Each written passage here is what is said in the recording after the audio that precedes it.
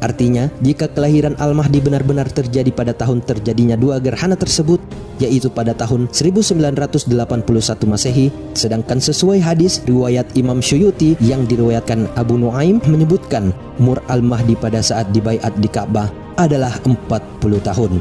Maka jika Anda tambahkan kedua angka ini, maka akan menghasilkan angka 2021.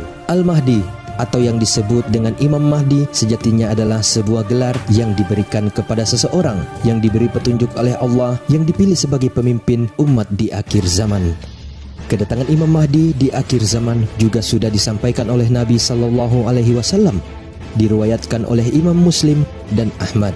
Pada akhir zaman akan muncul seorang khalifah yang berasal dari umatku, yang akan melimpahkan harta-harta kekayaannya selimpah-limpahnya, dan ia sama sekali tidak menghitung-hitungnya. Ketika kita berbicara tentang sosok manusia yang akan datang di akhir zaman itu, yaitu Al-Mahdi, maka Nabi juga telah memberitahukan kepada kita tentang ciri-ciri Al-Mahdi. Nabi menegaskan bahwa Al-Mahdi adalah bagian dari keturunan Nabi Sallallahu Alaihi Wasallam. Jalurnya yaitu dari jalur Fatimah, lalu keturunan Hasan bin Ali, dan sampai saat nanti cucu-cucunya Rasul ini akan lahir seorang Al-Mahdi. Jika berbicara tentang ciri fisik yang disampaikan Nabi Sallallahu Alaihi Wasallam, ialah memiliki dahi yang lebar dan memiliki hidung yang mancung.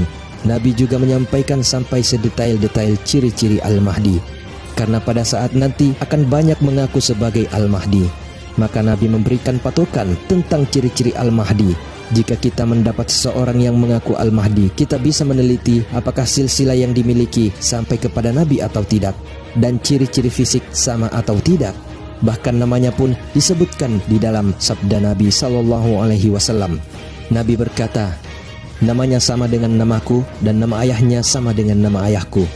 Berarti namanya adalah Muhammad bin Abdullah atau Ahmad bin Abdullah.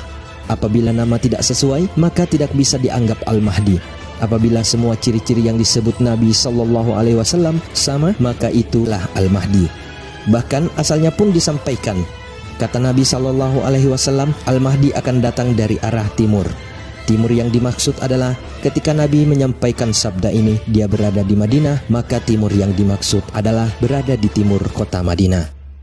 Maka subhanallah, dari sini kita bisa mengambil hikmah bahwa agama yang dibawa Nabi Sallallahu Alaihi Wasallam bukanlah karangan Nabi, tetapi berasal dari sisi Allah Subhanahu wa Ta'ala. Sampai buktinya hal ini benar-benar akan terjadi, dan subhanallah, hal-hal yang dikatakan Nabi Sallallahu Alaihi Wasallam di dalam hadis-hadisnya benar-benar terjadi saat ini.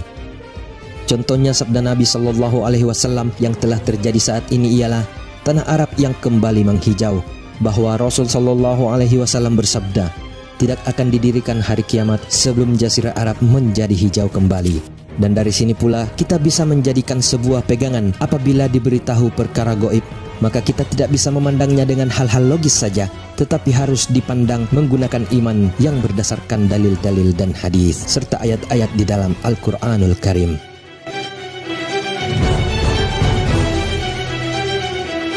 Kemunculan Imam Mahdi di muka bumi bukanlah karena kemauan Al-Mahdi itu sendiri, melainkan karena takdir dan kehendak Allah Ta'ala yang pasti berlaku.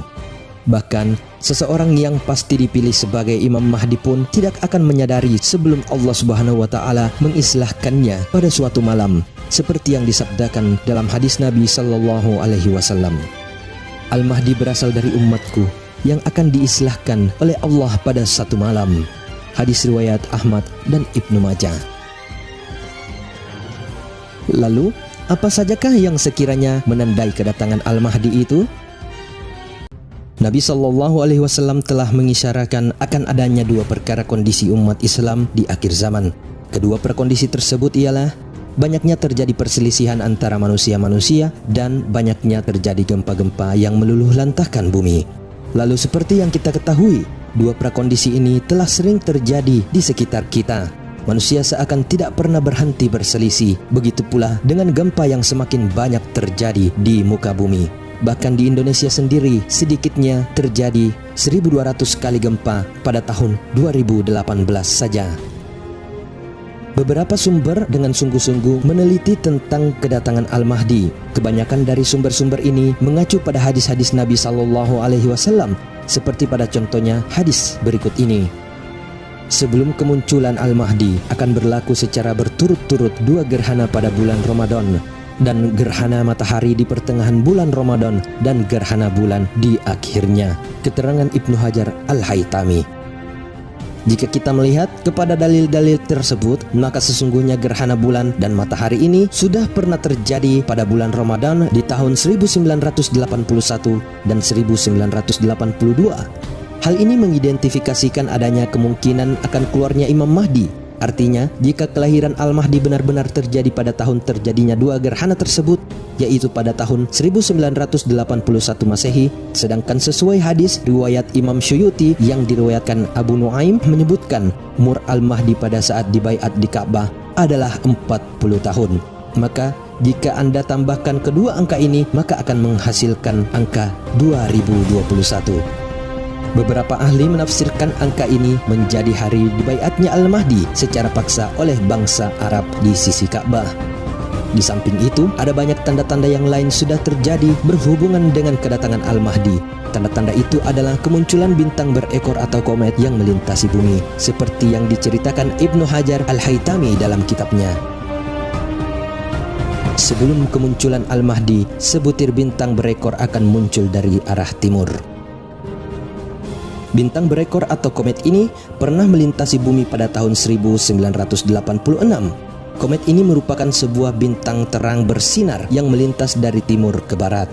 Adalah seorang astronom Inggris bernama Edmund Halley yang pertama kali meneliti tentang komet ini. Hingga pada hari ini kita bisa mengenal nama komet berekor ini dengan nama Komet Halley. Namun ada beberapa hal berbahaya di dalam menentukan waktu kedatangan Al-Mahdi. Hal ini seperti yang telah terjadi pada saat tragedi kudeta di Mekah pada tahun 1979 yang diakibatkan karena pemahaman yang keliru tentang kedatangan Imam Mahdi. Walaupun jika kita teliti lebih dalam, kekeliruan dalam memahami kedatangan Imam Mahdi bukan satu-satunya sebab kudeta Mekah. Di hari itu, di tahun 1979, ketika sholat subuh sedang dijalankan di Masjidil Haram, secara tiba-tiba terdengar bunyi tembakan oleh kelompok-kelompok bersenjata yang terlihat menuju ke arah Imam Masjidil Haram, yang kemudian merampas mikrofon dari imam masjid tersebut. Kumpulan lelaki bersenjata sebanyak 500 orang itu yang dipimpin oleh Juhaiman Al-Otaibi kemudian mengumumkan bahwa adik iparnya Muhammad Abdullah Al-Qataini adalah seorang Imam Mahdi. Mereka memaksa para jemaah untuk memberikan baiat kepada Muhammad Abdullah Al-Qataini sebagai Imam Mahdi. Selain itu, kumpulan tersebut menuntut agar keluarga Bani Sa'ud turun dari tahtanya. Kemudian pemerintahan dikembalikan kepada Bani Quraisy, di mana keduanya adalah Muhammad Abdullah Al-Qataini dan Juhaiman Al-Otaibi adalah keturunan Bani Quraisy.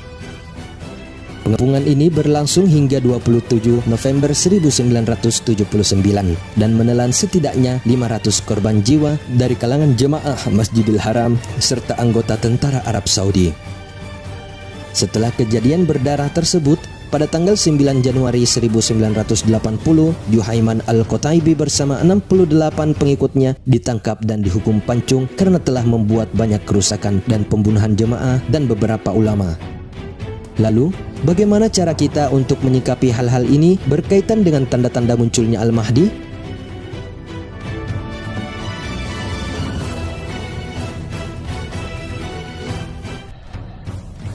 Yang harus kita lakukan pertama adalah kita harus berhati-hati dalam mempelajari dan membaca informasi terkait kedatangan Imam Mahdi. Bisa jadi informasi yang telah kita dapatkan berasal dari hadis-hadis dhaif ataupun hadis-hadis palsu. Bisa jadi pula tanda-tanda alam yang telah kami jelaskan tadi akan terjadi dan berulang lagi di periode-periode berikutnya. Hingga kemunculan Imam Mahdi ini tidak benar-benar bisa diprediksi dengan tepat kapan terjadinya. Apapun penjelasan yang telah kita dapatkan, semua itu hanyalah teori. Hakikatnya, sama sekali kita tidak pernah mengetahui kapan waktu Imam Mahdi akan muncul dan membawa kesejahteraan di tengah kekacauan bumi saat ini. Tetapi, sebagai persiapan awal untuk menghadapi kedatangan Imam Mahdi tersebut ialah dengan cara bertaubat sesegera mungkin.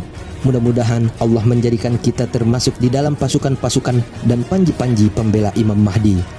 Berhati-hatilah untuk kita semua, karena fitnah Dajjal sedang mewabah hari ini benar-benar sungguh amat dahsyat hingga mampu melalaikan kita dalam beribadah kepada Allah Jalla Jalaluh. Wallahu a'lam bissawab.